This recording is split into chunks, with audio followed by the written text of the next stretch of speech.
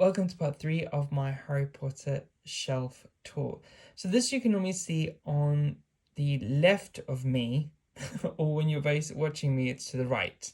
And these are the features just behind. So sometimes you might catch a glimpse of them, but mostly they are just out of shot. So here's a closer look. I do have a little box here that features a lot of little collectibles. First item being I believe the lapel pins from Fantastic Beasts and Where to Find Them. You actually see Grindelwald Graves wear these on his collar. I think they're really stylish. They're all like 1900s. I thought they're really cool. So I thought they were a costume piece. So I was like, let's get these. I think these are actually quite difficult to get hold of now. I'm also a Scorpio, so I thought, how fun if I ever do dress up like him.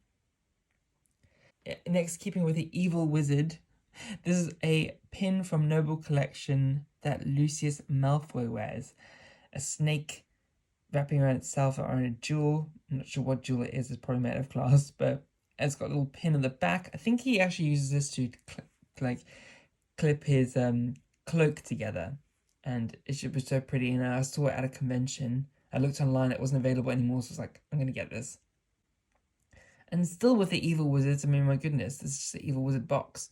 Is the Dolores Umbridge Kitty pin that's available from Wizarding World in Orlando. It's not available online. I believe it's only available on location in store. I think it's from Filch's, possibly. I had a friend collect it for me. But yeah, it's so shiny and so cute. And so it's another brooch. And there's like a dangly kind of pearl.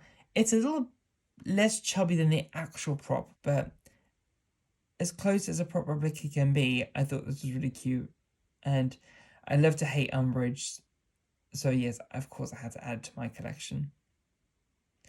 Now, I guess evil and good bit of jewellery or something is the Blood Pack pendant as featured in The Crimes of Grindelwald, and then we can see the Grindelwald and Dumbledore initials there, and there's like a light and a dark shade of this, so the pearl in the middle, but a little piece made by Noble Collection, and the reception to Fantastic Beasts differed, but I really enjoyed it. Next item, we're looking at the Hogwarts Goblet, made of pewter.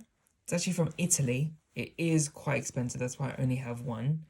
And it just comes in full pewter, but if you look in the archive of magical items, there's a link to this, and it actually says on their website, if you contact them and ask them for the gold and pewter version, they can make that. And that's the version that features at Hogwarts. You can see them on the Great Hall tables. It's a wonderful piece, and I actually had to polish it to keep it this shiny, but it is beautiful. Love it. Next item is the goblet that Professor McGonagall transfigures, or the toucan, into this goblet. Little did I know, I thought it was just a CGI goblet. It was actually a real goblet that you can buy. It has like the gold like decoration on there. It is glass. It's beautiful. I believe it's actually crystal, not glass.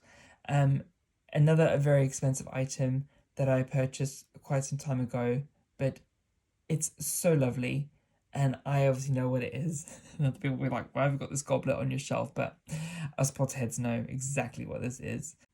So yeah, try and keep it as shiny and clean as possible on my shelf. It's a little bit difficult because I'm so terrified to wash it, but it does totally make me want to do like with the wand, and they were like, you know, the, was it 1, 2, 3, Verto.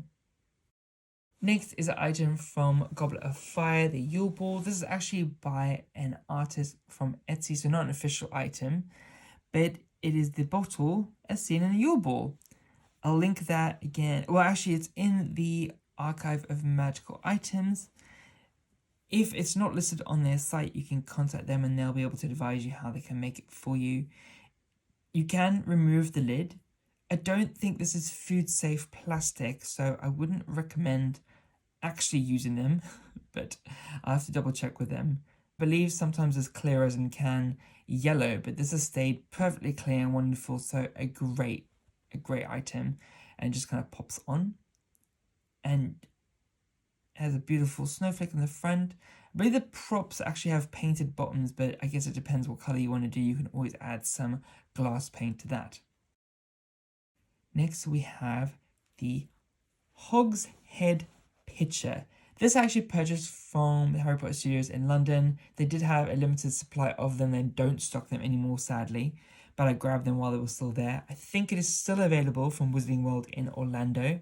A great item if you're looking to sport some Hogwarts drinkware.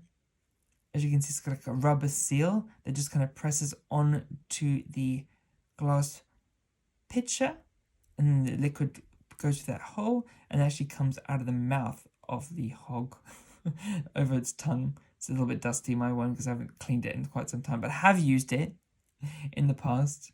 Actually, for my Harry Potter dinner party, I had to have it on the table. I just think it's a lovely item. Obviously, I'm too scared to use them because it's so difficult, but a great item for my shelf. And it just sort of pops back on. Finally, this was also from the Harry Potter dinner party that I hosted with Bloomsbury. Inside is a little sneaky peek. Now, these little paper pieces you can actually get for free at the Harry Potter Studios. They do often give them out if you ask one of the interactors near the Triwizard Tournament Goblet of Fire area. It's Harry Potter's. Sometimes it's crumbled, sometimes it's like perfectly pristine. So the reason I got this Triwizard Goblet, I know it's not screen accurate, but it is a beautiful piece from Noble Collection. And I also saw that Mina Lima, who are the designers behind all the Harry Potter props and graphic props, etc., they had this on their shelf at their offices. And I was like, well, if they love it, then I want it, because I'm obsessed with Mina Lima. It's quite a weighty item. You can see it inside. Not something you can drink out of, but the craftsmanship behind this is really wonderful. It comes with a little wooden base that's black with some non-slip pads at the bottom. It's not attached, it literally just sits on top.